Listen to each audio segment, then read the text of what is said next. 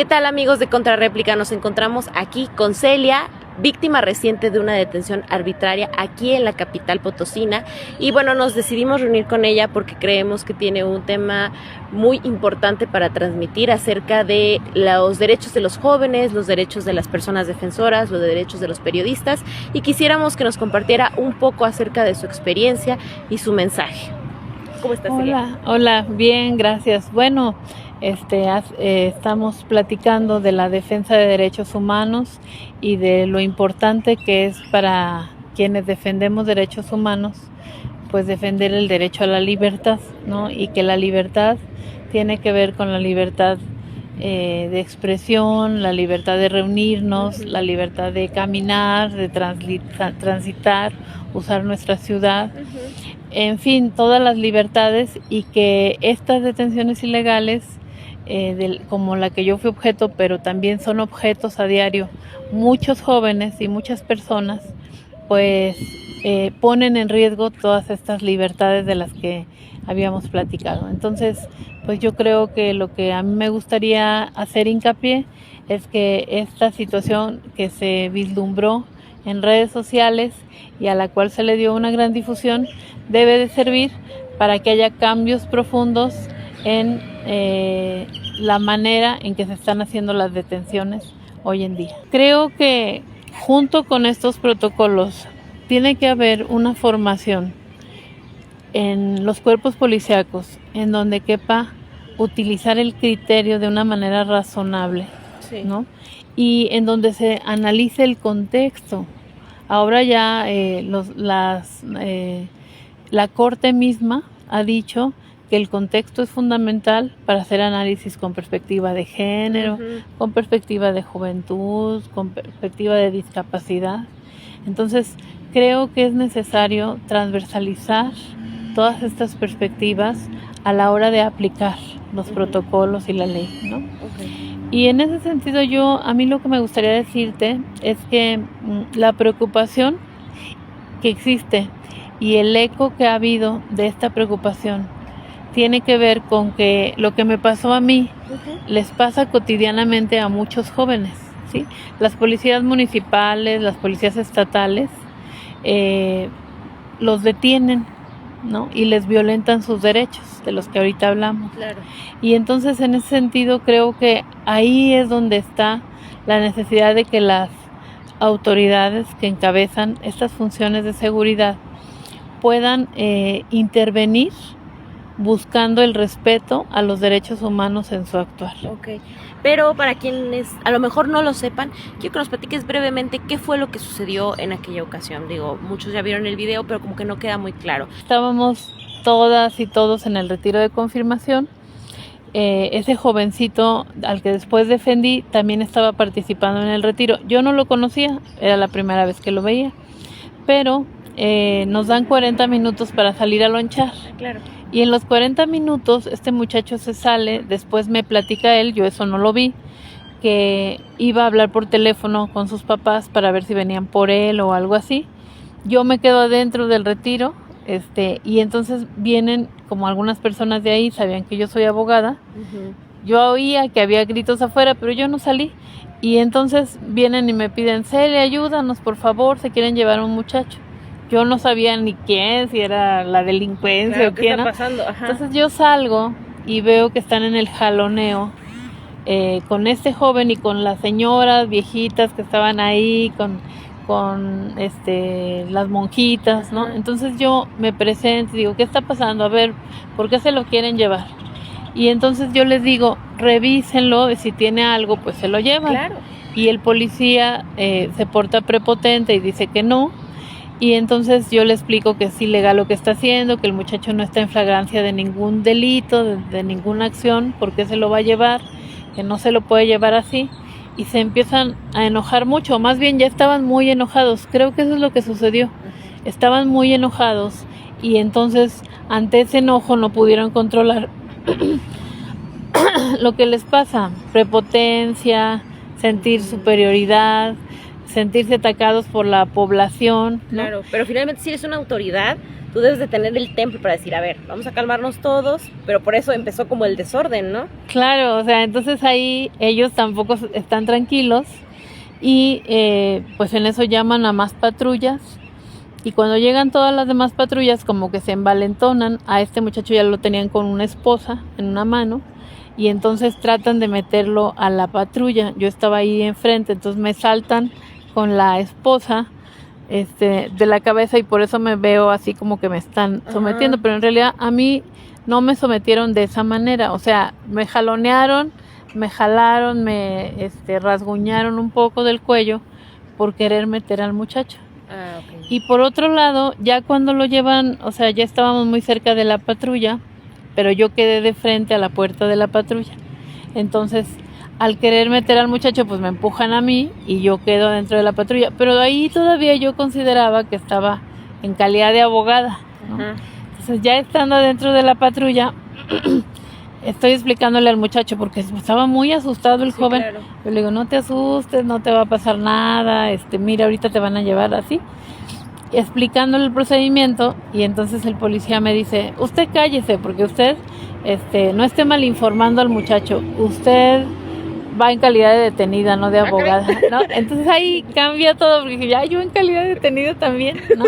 Sí. Y luego ahí empiezan a cometer irregularidades por el estrés y la presión que traían. Sí. Por ejemplo, se bajan de los puentes de Salvador Nava y se estacionan.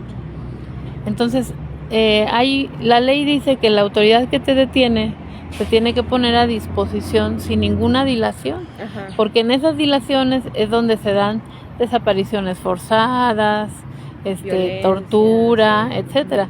Entonces está prohibidísimo para la policía detenerse y no poner a disposición a las personas, ¿no? Entonces hacen esto, yo ahí sí me empiezo a poner un poco de nervios porque digo, ¿por qué no le dan? O sea, ¿qué estamos esperando? Y entonces yo le digo, oiga, pues pónganos a disposición de la autoridad y empiezo así a discutir con él y se ponen más nerviosos y le dan, ¿no? Y ya llegamos allá a Horizontes, donde está un espacio de la policía municipal, sí, la barandilla municipal, ¿no? Entonces, bueno, aquí me entra otra duda. Lo que explicó el alcalde Enrique Galindo de que se trataba de un malentendido no sería tanto así, según lo veo. Más bien es una situación que empezó, se dirigió de forma incorrecta y fue empeorando y empeorando y empeorando. No tanto como para señalar a policías malos, sino falta de capacitación, falta de justamente de ciertos enfoques. No sé si aquí entra también un enfoque o un enfoque de clase incluso, de derechos humanos. Yo creo que va más por eso de la conversación, ¿no? Mira, lo que sucedió fue una detención ilegal, ¿sí? Eso hay que ponerlo clarísimo. Una detención ilegal y un uso de la fuerza erróneo, ¿sí? Frente al joven y posteriormente frente a mí. Y eso ocasionó nuevas violaciones a derechos humanos, porque también yo en mi calidad de defensora de derechos humanos, y cualquier persona puede intervenir en defender a otra, claro, ¿no? O sea, ese tiene que ser el mensaje. Nos defendemos unos con otros, la ciudadanía, y no podemos ser criminalizados por ejercer una defensa, ¿sí?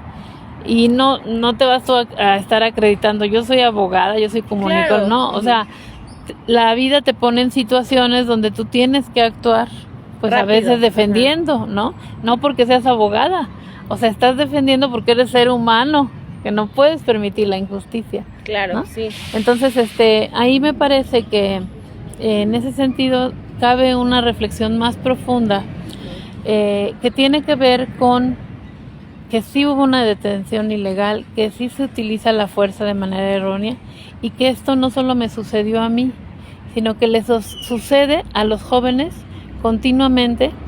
Y yo hablo de los jóvenes, pero ahora en este tiempo me han llegado un montón de casos que me buscan personas en las redes sociales y me mandan fotos y videos de casos de detenciones que se han dado ilegales. Y tengo que decirlo, no solo de la policía municipal, de la Guardia Civil Estatal también, o sea, de las policías.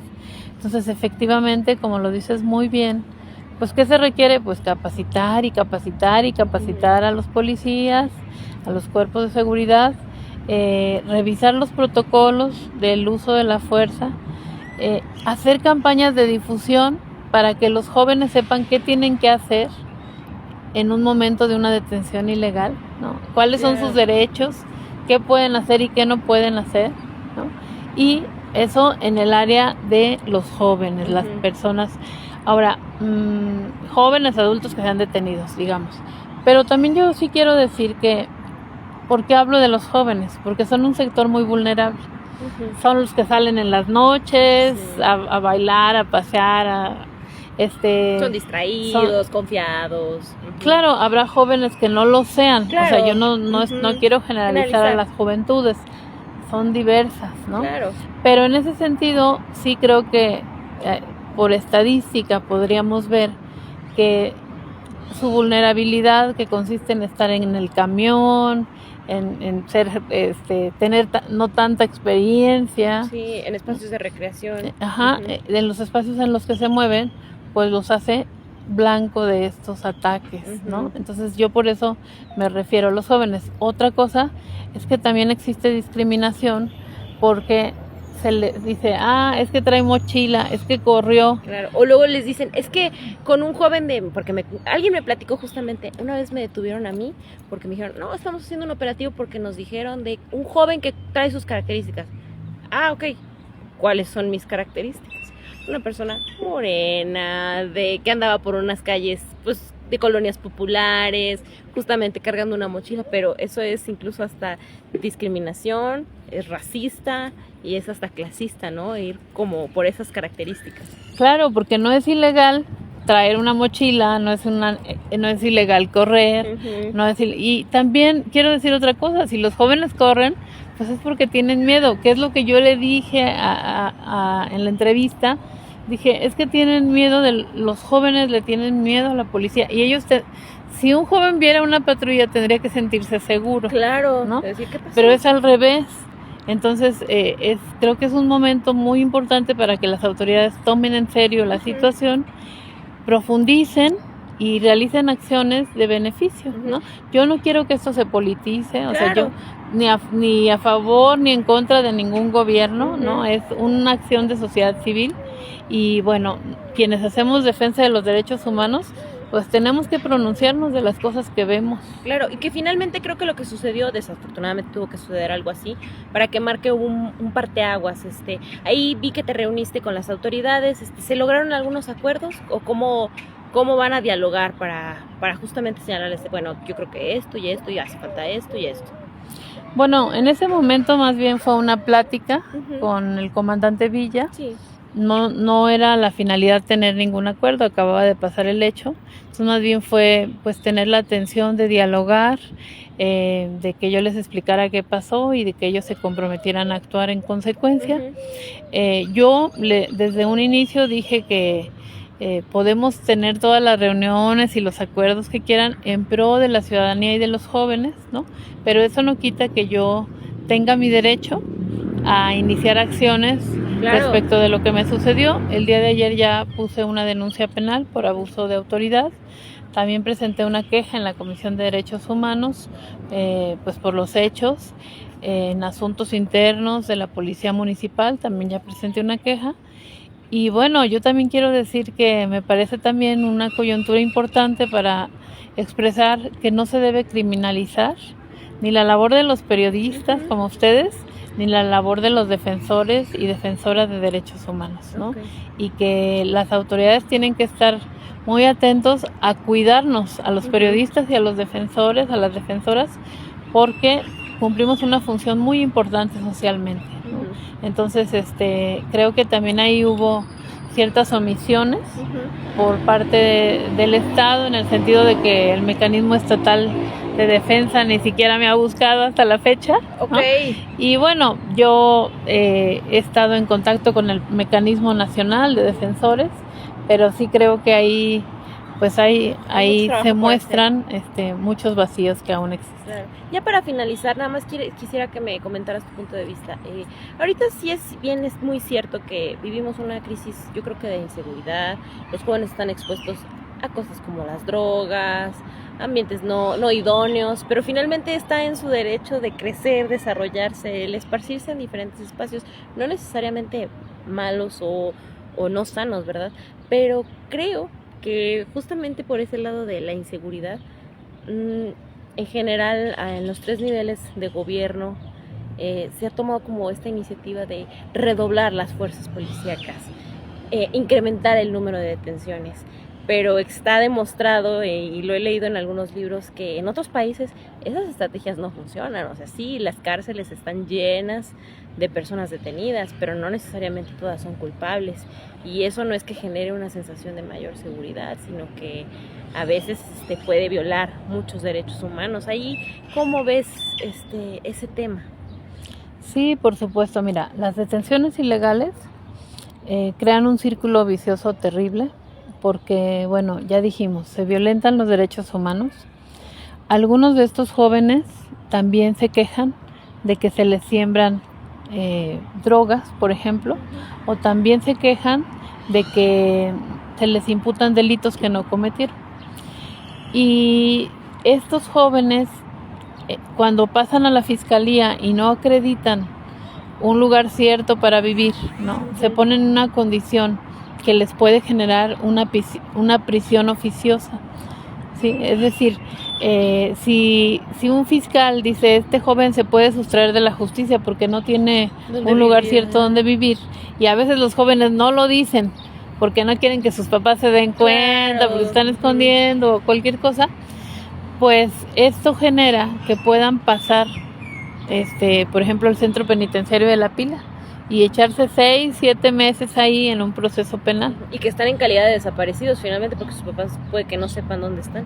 Bueno, sí, no tanto así de desaparecidos, porque pues hay fichas de búsqueda, y entonces no hay esa calidad a lo mejor, pero sí hay problemas bien graves, porque en cuanto la familia se entera, quieren contratar a un abogado, el abogado les cobra y no les ayuda, las audiencias se difieren, bueno, una serie de problemáticas que están en el proceso penal, y entonces, fíjate, todo lo que puede generar una simple detención ilegal, ¿no? Entonces creo que es muy importante fortalecer el trabajo de que todas las detenciones sean con el respeto a los derechos humanos.